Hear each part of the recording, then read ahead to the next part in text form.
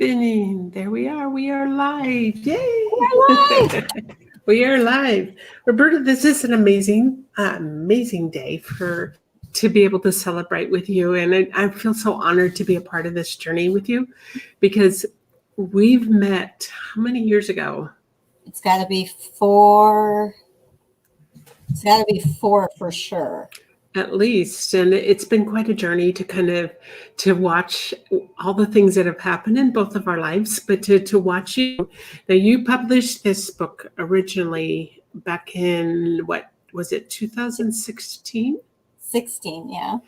Okay, so what is why did you write the book? Number one. So Okay. we're doing a relaunch. For those that are watching, we're relaunching Roberta's book because it has such an important message in it and it's quite a story. And she wanted to bring it back just to make sure that, at a time that where there's a lot of things going on in our world, we all have a journey and we're here for each other to support each other. And in this story, she tells quite a poignant story about the things that she went through in her both in her childhood and early adulthood and as life goes on because of those things. But it's been quite a journey. And what prompted you, number one, to write the book in the first place? Well, um, growing up, I thought I just lived in a normal atmosphere. Everything that happened to me happened to everybody else. And as I got older, I realized that there was just a lot of abuse. And I entered therapy and tried to understand my life. I had a father who was full of rage, a mother that was complicit in that rage and sometimes instigated the rage. Um, and I was fearful and became phobic and agoraphobic at one point, didn't leave my house for 2 years, and just kept getting into repeated domestic violence situations, picking the wrong people, picking the wrong people to trust, to have the wrong people in my life. And I had to really decide to dig deep and figure out why this was all happening. And as I said, I only grew up where I grew up, and my best friend actually grew up in the same sort of way, with many more siblings than I had. And so I just thought this was what people's houses were like. I didn't Mm-hmm. have any idea that every house didn't have uh, non supportive parents, a father that beats them up, a mother that demeans and, makes you feel like less than nothing. And so I just had to really dig deep and figure out how this all happened and what I needed to do to make it better. Yes, I get that. Yes. And the other reason is I wanted to share my story once I figured out that I was not alone and that uh, I wanted to give people language to be able to reach out and ask for help. Yes. And for those of us that have gone through the same journey, Mhm. I do know that oftentimes when we grow up with it, we're in that environment. We don't really have a good barometer of what's normal, what's not normal, and how do you Exactly. and to really figure that out. We I think we make a lot of mistakes along the way until we start figuring it out. Mhm. And that's why so many of us have chosen to stand up and share our stories. Because if we can shortcut somebody's journey to wellness and happiness and good health, because it affects our health just as much as it affects every aspect of our well-being. Exactly. Um, and if we could spare that and shed the light on it to somebody else, that's what we're here for. Yes, and that's why I'm glad I met you because I met a whole slew of people that understood the story, unfortunately or fortunately, depending on what side of the coin you're on at that time. And it was really an important journey for me. It was an important story to tell. Um, it explains a lot of my behavior growing up and, you know, the self-deprecation and the messaging that I was raised with that just kept popping up and popping up and popping up. So it's a matter of, straightening it all out in your head, and you undo those messages, and you undo all. It's like grooming or training. It's what you truly believe, because that's what you're told all the time. Right, right. And it just is so imperative to understand that the words, when we're around children, the words we speak to them, the way we behave around them is what will affect them forever, for the rest of their lives. So, Roberta, you did this 4 years ago. What's the difference from the first time publishing to 4 years later? Give that side-by-side comparison of what's transpired in your life in these 4 years. Well, let's see. I'm healthier. I recognize, I suffer from PTSD from all of this, and I recognize it coming on, or what a trigger is. Sometimes it takes longer to get to that trigger than others, but I know that at some point it's going to come. And I'm also able to speak to it comfortably and with humor at times. I think that I can speak to people and be helpful and show them that you can come out the other end and you can be a healthy person and live a healthy life. And that's really the message of the book in itself. So my joke, I have to handle everything with humor because I have no idea how else to cope, is when I was agoraphobic, I was in the house for 2 years, and I also had OCD and was washing my hands. So now I just say I was, really ahead of this COVID thing. I was way ahead of my time, wanting to stay home all the time and washing my hands all the time. So way ahead of the time. Way ahead. So this time around, what are the responses that you're getting from people? I know you mentioned to me earlier this morning that some of your friends who had read the book prior when you first released it and have reread it now, they're making a lot of interesting comments to you. Yes, it's surprising. I'm getting phone calls from people and messages from people saying that they had read it with a totally different lens 4 years ago, and now think that this is just an amazing story to tell. It was more of a, why would you want to tell this story? But now we've got, and this is the other thing, now we've got the Me Too movement, and we've got all this anxiety in the country. So I think that it's an important message to get out now in a different way to help people handle anxiety in particular, because I think the country's just full of anxiety. Well, I think too, the awareness, there's so much more awareness than there used to be. Yes. That, when we realize our world is being shaken up a lot right now. But at the same time, I think it's opening their eyes to a whole different way. Exactly. And I think it's an important message now. Right. It was important then, but I think it's a more pointed message now as far as anxiety. And it's also being more pointed. Then you go on the flip side, and it's a more national kind of message, or a more general message too. So, I mean, you can take it both ways. Do you know what I'm saying? Expand on that. Okay, so I think that people who have never been anxious or never knew that they were anxious before now see that this is a thing.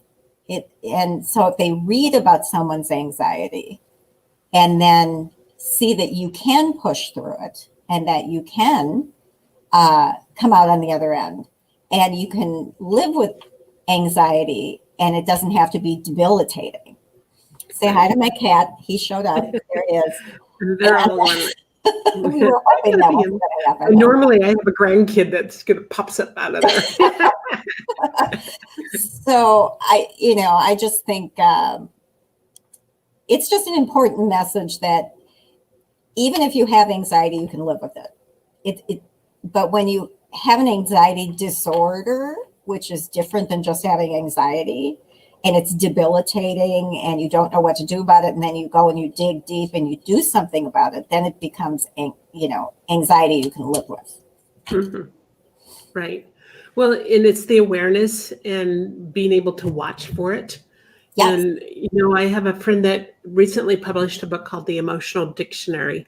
I got that right over there. You got the book too. And I met with her yesterday. It was kind of a fun conversation. She's I call her the butterfly queen. And so I found a really cute top for her. And we were just having, and when we get together, we play cards. So it's a lot of fun. But we were talking about the things that our world is facing. And, I think in many respects, there's an awakening that's taking place. Mhm. We're waking up to that there's a better way to think, that there's a better way to do things. There's an awareness that, you're not the only one, because more of us, I think in our role today, when we stand up and we speak and we're open, we're vulnerable, we share the things that for so many years, many of us, like you and I, have kept under the carpet. We didn't want to talk about, we didn't want to tell anybody. Right. And when we speak up, we're helping others, we're making a difference because people see that they're not alone. And it has this interesting effect of healing us. Yes. And if we're healed, our world starts to heal too, because we operate better in society. We are kinder and gentler. We understand ourselves better, and we can help others differently too. And So when go ahead. there's a big chain reaction to the whole thing. Yeah, when I first wrote the book, and I had a couple of people say, I had them read a little bit of it. They'd say, "Are you sure you want to do this?" And my answer always was, if I could help just one person understand what happened to them, then my life is made. It's rewarding. And I've had several people contact me and say what a wonderful thing this was.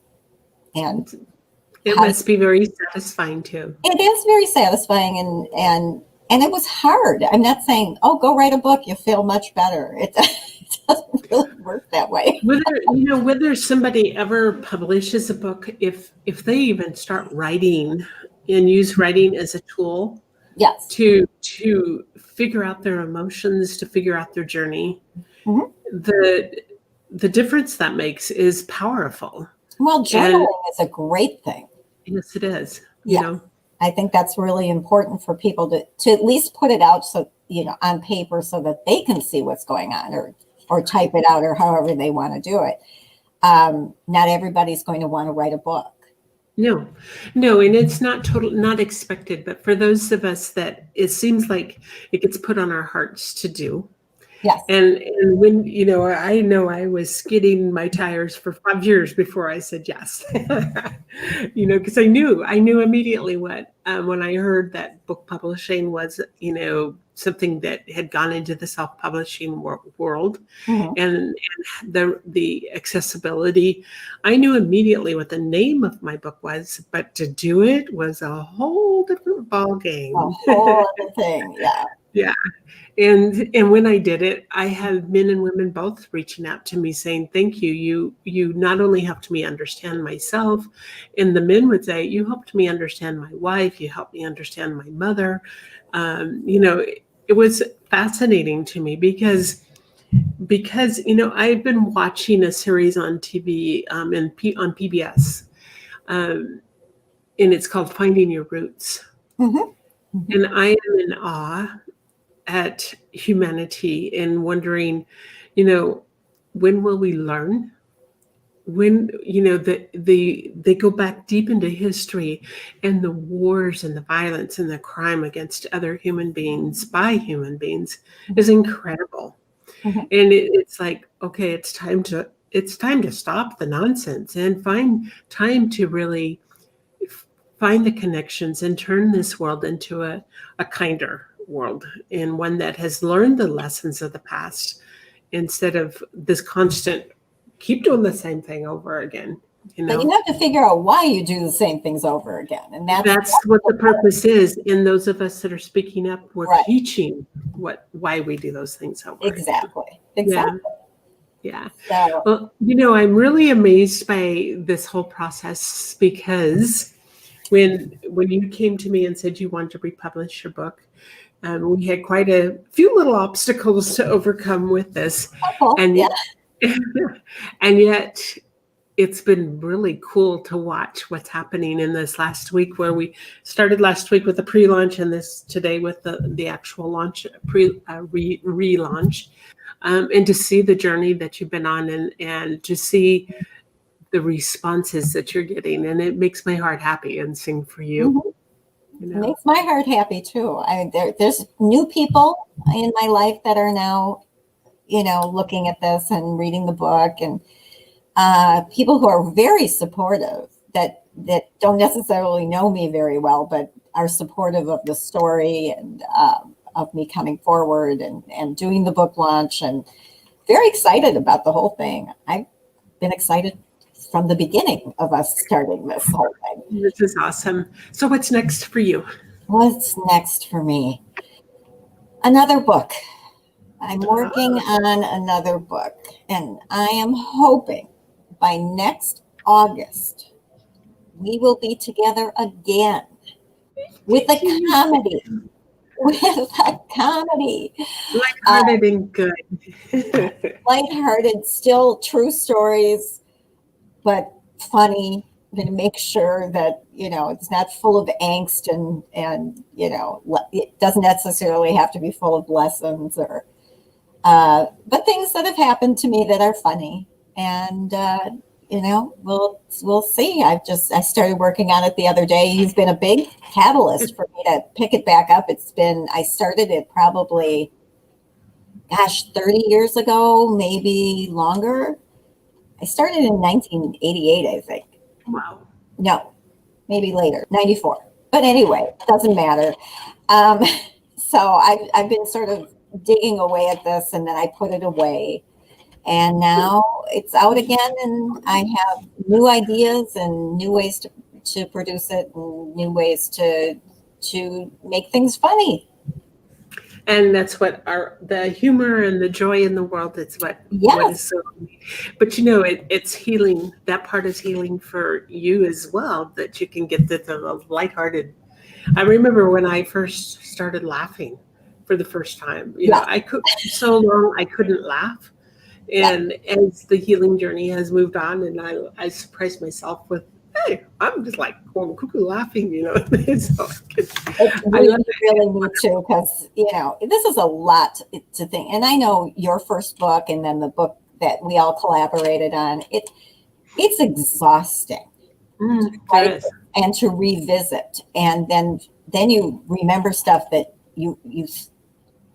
that was sitting in the back of your brain that you had thought you forgot, but then that comes back up again.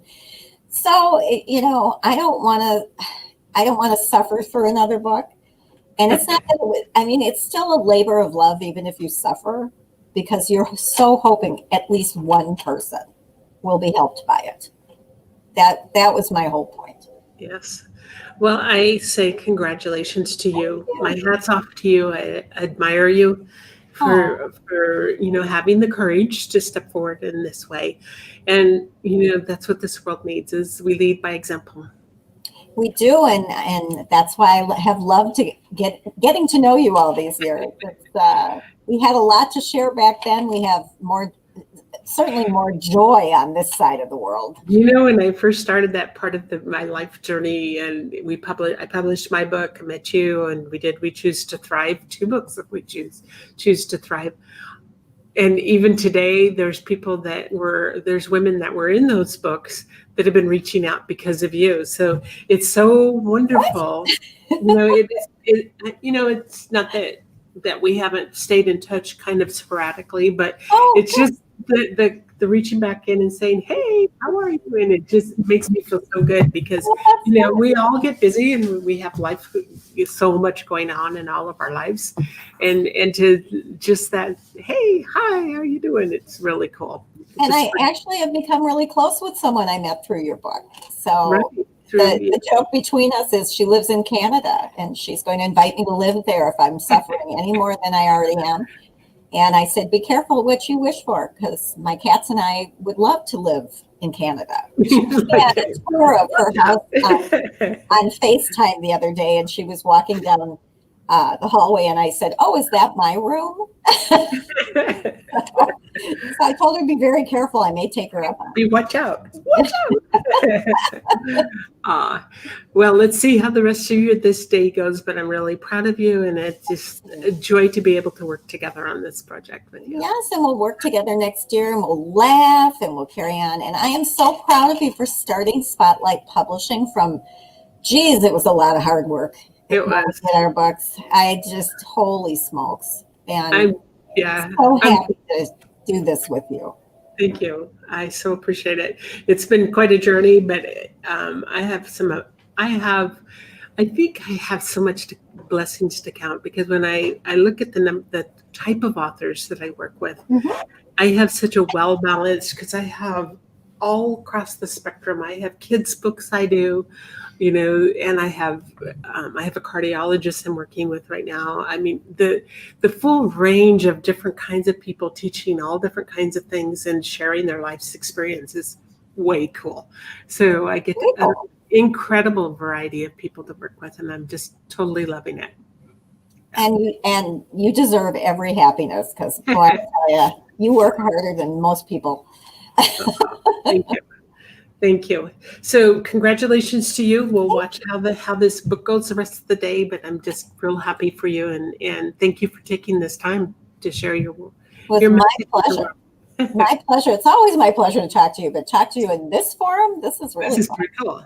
So for anybody that's been listening that has not yet picked up a copy of Roberta's book, the link, we put it in the stream below, and it'll take you directly there to Amazon to pick up a copy. For the Kindle version is 99 cents right now, or you can pick up the print version, whichever is your best mode. I like picking up the book and feeling it and marking it. And I will offer to sign one. If you send it to me, I'll sign it and send it back. Awesome. Very good. All right. Big hugs and thank you. Big hugs, virtual hugs. All right. Thank you, Becky. You're welcome. Bye-bye. Bye-bye.